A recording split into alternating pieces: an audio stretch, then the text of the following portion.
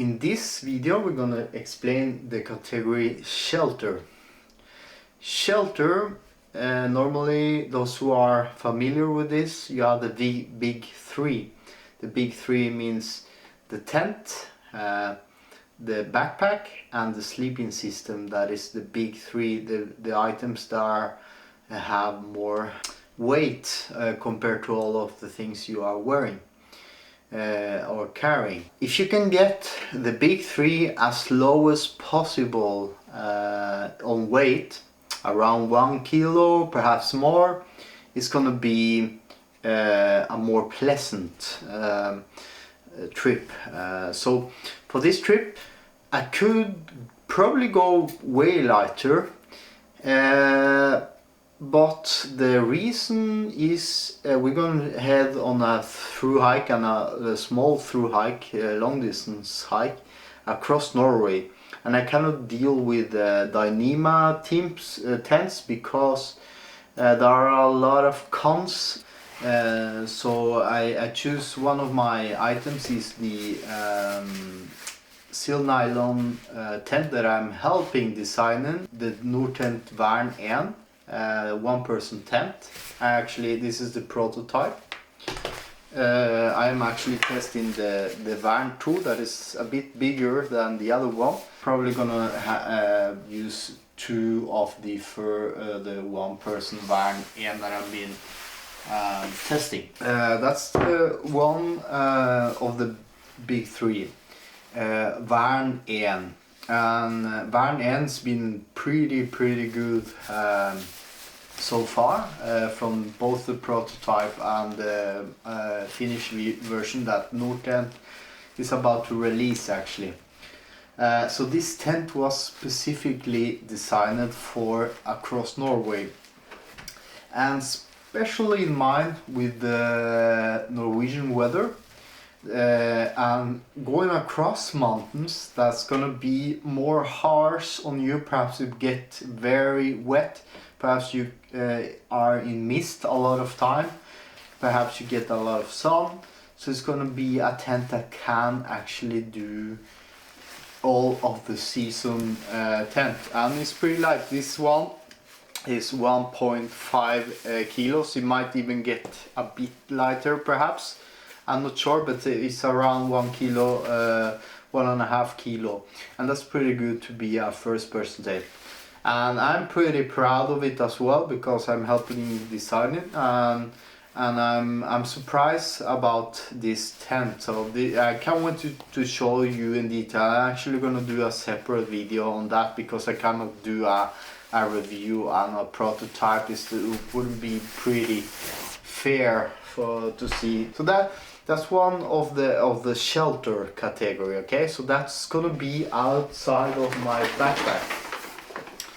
I'm also gonna do a review of this backpack, but I need some more time because I have used it like over a year perhaps now, or 10 months, about the same time. And I'm still pretty hyped about the Ultralight.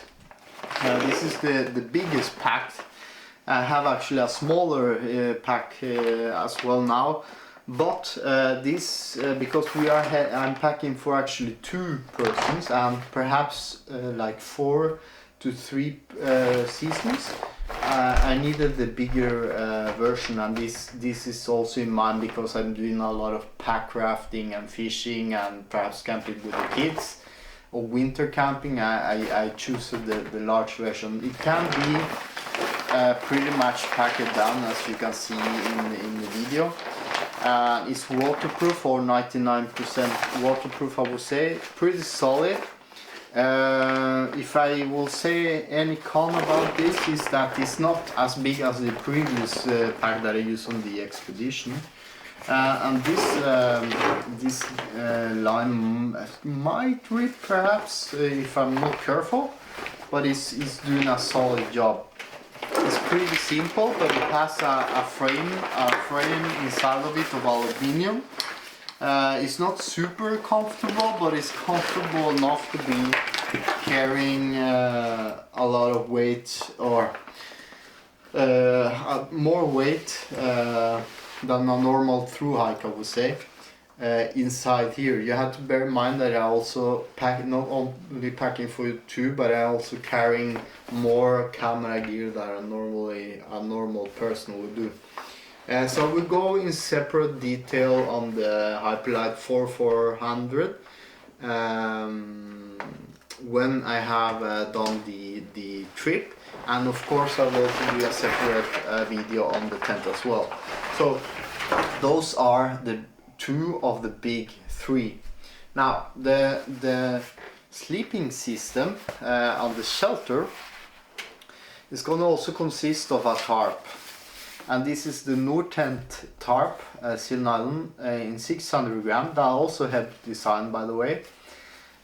This is actually they're actually upgrading the tarp as well. But this is this is my favorite tarp. It's a sponsored product, but it's best tarp I have ever tried, because I also gave them some tips on how to design a tarp, because tarps out there are pretty expensive or pretty difficult to actually put inside, or perhaps they are not waterproof enough, or they're too heavy, or so this for the price is a fantastic tarp, and it's definitely a must-have for me. So I will be bringing a tarp with me, because especially if we have two one-person tents, we're gonna have one tent here and one tent and perhaps tarp on top. Or if it's raining or it's very sunny, where we just want to quick deploy the tarp. So they're gonna upgrade this, like I said, with at least 300 grams less than it is today. So I can't wait for that. They're probably gonna come at the same time that the Varn N. So Nortent is basically super fantastic. I mentioned them before. I'm very proud to have them as a sponsor for this expedition as well. I did have them for the last expedition that you can see up there, if you want to see the other prototype tent that I used there for Nortent. Okay, so outside of the pack as well is going to be, and part of the shelter is going to be the Sarek foam pad. This is 3mm, it's super thin. It's thinner than a normal yoga mat. It's pretty big, so I can use my sleeping pad over it to provide a bit more warmth, but it's mostly also to do some stretches. If we are a bit tired, to do some stretch, to lay down, to take a pause, and you can protect the pad from getting puncture as well. So if we're gonna take a quick lunch and a rest, we're gonna deploy this very quickly, because it's pretty easy for me to just deploy, and the tarp if it is needed as well. So this is part of the shelter setup. So now on the bottom of the backpack you're gonna find these pots are on top of each other, right? And on the bottom of the backpack is going to be the shelter. There are a couple of items and also the quilt, by the way, but my quilt is stored on a separate backpack because it cannot be compressed. But normally the quilt's going to be in this pod here. And there are a couple of items that are in the cooking pod, because it might be that I need to take them out and use them before I deploy the shelter. Perhaps we are need to rest, or I need to repair something, or perhaps put a patch on for bleeding. Then I have that in the cooking while we are eating lunch. So this is a Dyneema pod, the same material as the backpack, but a bit thinner. And this is the large 4400 pod. These pods are expensive, by the way, but this actually have changed my life when I'm backpacking. Because if I'm doing some bushcraft or base camp video, I just grab one of the pods that I need, especially the camera one, and I just move around. So that simplifies my life when I'm working with different categories.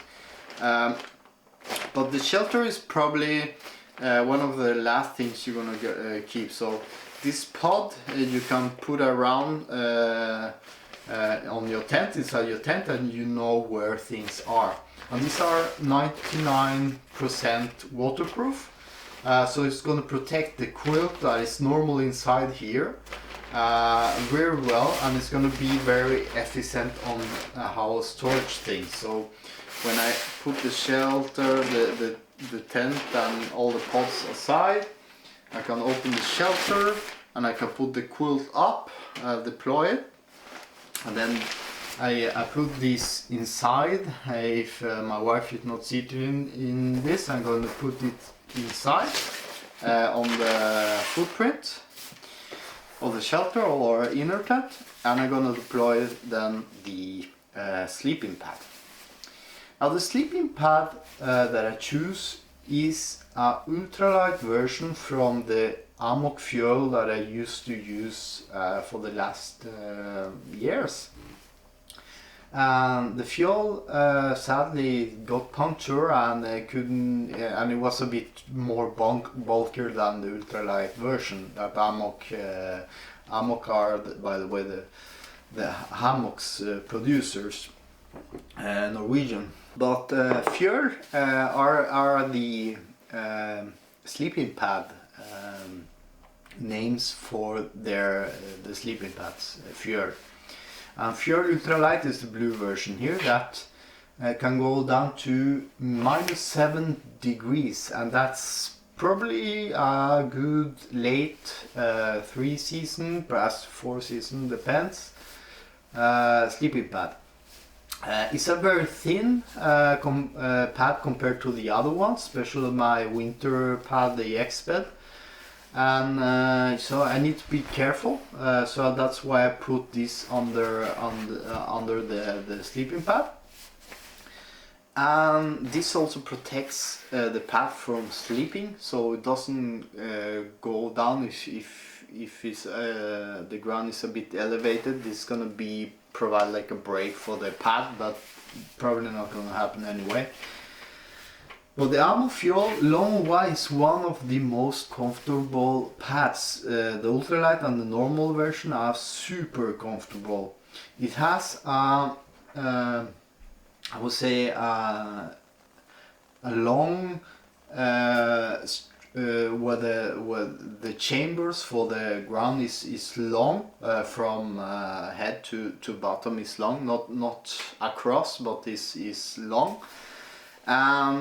The pad for me feels way more comfortable than normally a thermarest. So you can compare if you sleep on a normal what you put in the swimming pool. Those long is pretty much the same thing, but this feels more comfortable to sleep in this. It's very easy to inflate. Compared to the thermarest, it doesn't slip any air. It has a puncture repair kit here as well. It's very fast to inflate, and one of the main reasons I also use this is because it doesn't make sound. Some of the thermarest actually made a lot of sound. It's not the smallest, but it's big enough to sleep very comfortable. So basically I try to recreate what I have at home and transfer it to the outdoors, because I sleep outdoors perhaps once or twice a week, every day. So I need to be comfortable. I cannot only sleep on a foam pad, because I will probably not sleep very well. I've done that a lot of times in my life, and I just cannot do. I'm getting old, and my back needs a good rest, especially after walking 10 kilometers. One last thing about the Amok though is that The Amokfjord are less expensive than the Expeds and the Thermometer, perhaps. It's gonna be less expensive, but it's a very professional pads.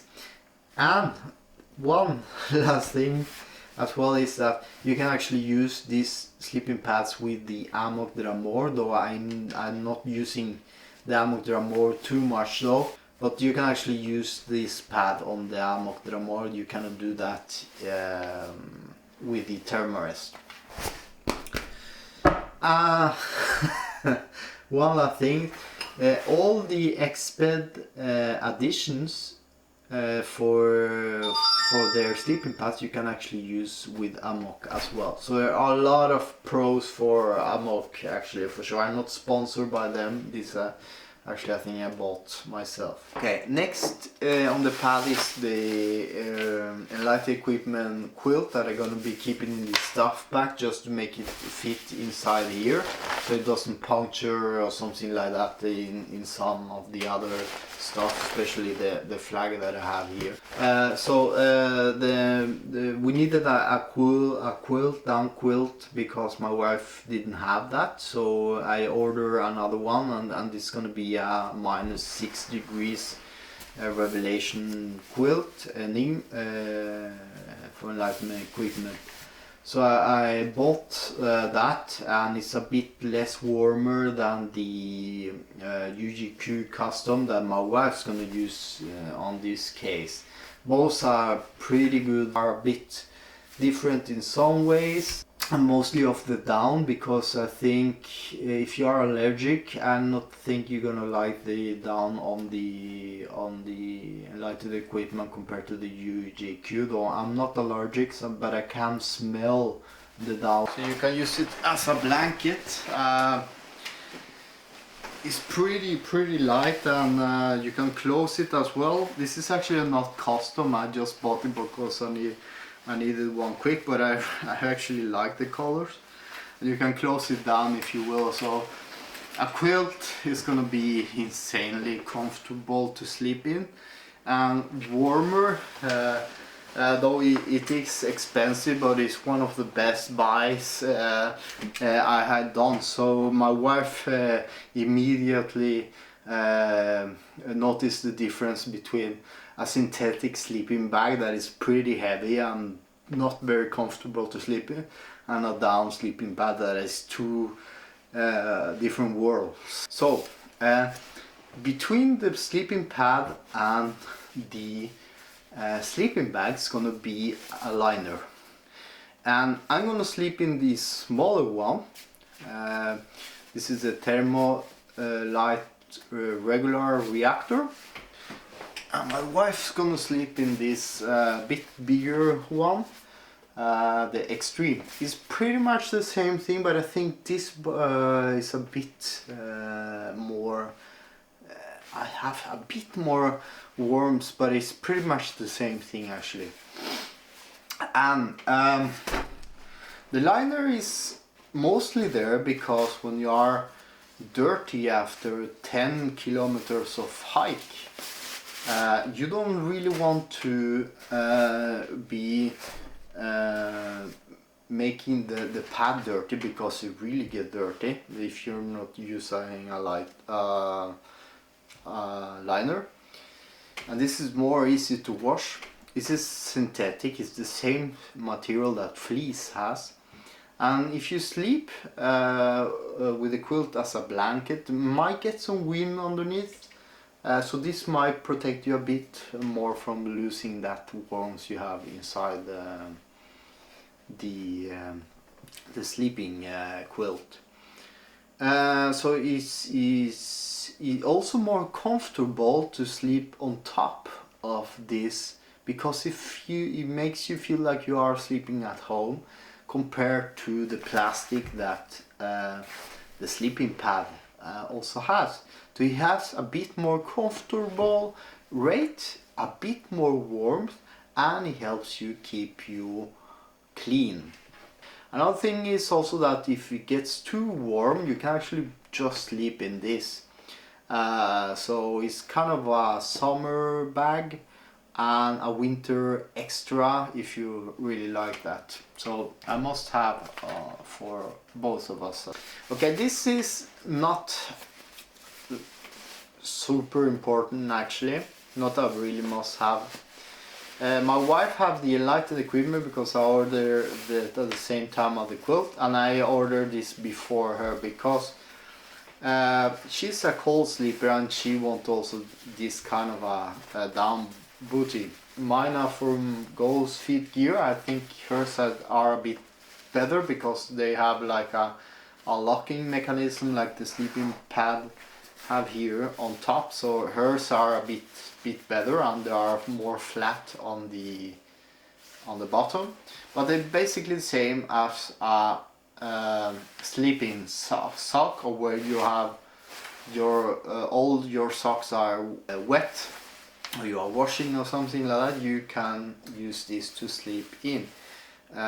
It's important though that you perhaps clean your feet. It's actually very important that you clean your feet before you put this in here, and you're gonna have a more comfortable feeling and cozy feeling, and you keep also your socks. It's like a warm alternative from going with socks all the day. So air your feet because they are important that they get some rest. We kind of walk around with those though because they get wet. So both my wife and I have something that is called the Zero Shoe Huaraches, and we basically made we ordered this plastic and the cord, and we actually had to make it and fit custom for our feet. It's a very minimal camp sandals because really I don't like to walk around with Crocs on my backpack, so I just use my Crocs at home. For camp, if I need to go down and pick some water, or perhaps just do a little walk across the tents, this is going to be our camp sandals. It's very comfortable to walk in. It's a very good alternative to just also rest your feet from walking all day. This is one item that I forgot to mention on the last video or show. This is just a regular thermometer with a compass. The compass is not really meant to use as a navigation device, because if you're going to use a compass for navigation device, you really need to know how to use it, and you really need to use something that is meant to be used as a navigation compass. So wait for the video that my wife's gonna post, because she's gonna talk about the compass that we will be bringing, that is where it's a silver compass, and this is only a backup, but it's mostly because of the thermometer to see physically what weather it is. It's just in there, and just move it around because I also use it at the base camp as well. I can also use this to watch the temperature and compass, but this might get broken and I need something that is physical. And if my wife goes get lost, I only have this to rely on, so it's kind of a backup emergency. It's not packing a fear, because navigation is really important to have outdoors. I have tested many pillows out there. I need to choose the pillow that I really like. And the same thing, I'm walking around at IKEA. I found out that I cannot use the same pillows that my wife, for example, like.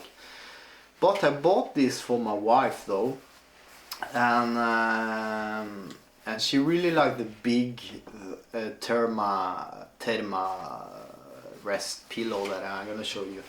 My wife liked this pillow. This is the Therma rest large pillow, and it's a fantastic pillow though. I really like it too, actually, because it's not super big. but it's big, too big to bring on a hike like this. This is more of a camping pillow in my opinion, not a through hike pillow. So it was just too big, it took too much space compared to this one when you pack it down. So I bought for her the Nemo Philo Elite, and I was at that time using the C2 Summit Aeros pillow that is pretty, everyone has that pillow. And I tried the Kill Meat as well because I needed a pillow also for my kids. So I bought that for my son. This one was pretty much the same thing that I use at home as well. And I really like this pillow then. Because this has an integrated bag that you not see in like C2. So I always lose the bag for C2 Summit because I don't know where to put it, and I put it in some kind of a pocket, and then I forget what it is. And it's very easy to blow, faster than the other ones.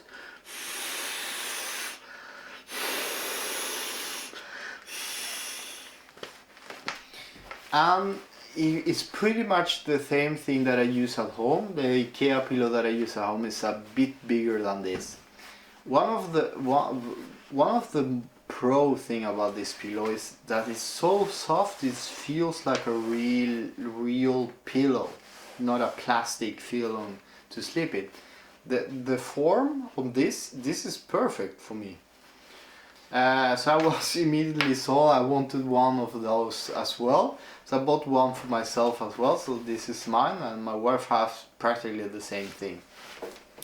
It doesn't slip as much as the other one as well, and you can even attach this if you want, even though I use a t-shirt to just lock it in place sometimes. But it's super comfortable pillow, one of the best pillows, because pillows for me was a problem before, and I actually sleep very well with this Nemo Elite, and I think my wife does the same as well. The only thing con is maybe this locking mechanism might be. I'm not sure if it's gonna last a lot of time, but I think it's great. This is one of the best buys I have ever done on backpacking actually.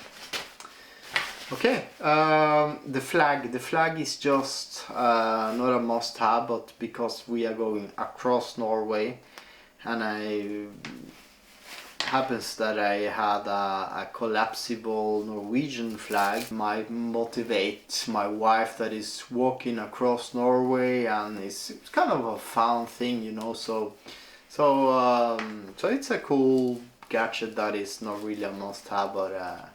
I'm not very patriotic. I'm more of a globalist than a patriotic guy. But I serve in the army, so I've been a politician in Norway too. So I'm kind of proud of the democracy we have. But again, not a really must-have thing. So that's basically the shelter. I'm just gonna mention real quick, because I'm not gonna have talk about those now. But this is also part of the shelter. But they are on the cooking pot because they might be used before I deploy the shelter. So one of the this is my DT bag. The Osprey roll. I'm gonna explain this in the separate video because it's gonna take too long to talk about this. And the last item that is part of my shelter system is also the Nalgene wide bottle. This might be an extra water container, but mostly I don't think I'm gonna use it as a water container though, but it's there just in case. But I'm actually able to wash this good in the field, but this is mostly used for peeing in the middle of the night, because I drink a lot of water. I don't want to stand up in the middle of the night, though it's not a problem in summertime though, but it might be used as a pee bottle or perhaps an extra water container. I think that covers all the shelter things. Well, you have the shit kit, but I think I'm gonna spare that for another video as well. I think I covered it all, guys. I hope you learned something. I hope it inspired you, and see you soon for the next base camping video. And I will do another category of, I think it's clothing, that it comes up next on a couple of weeks. See you then. Bye.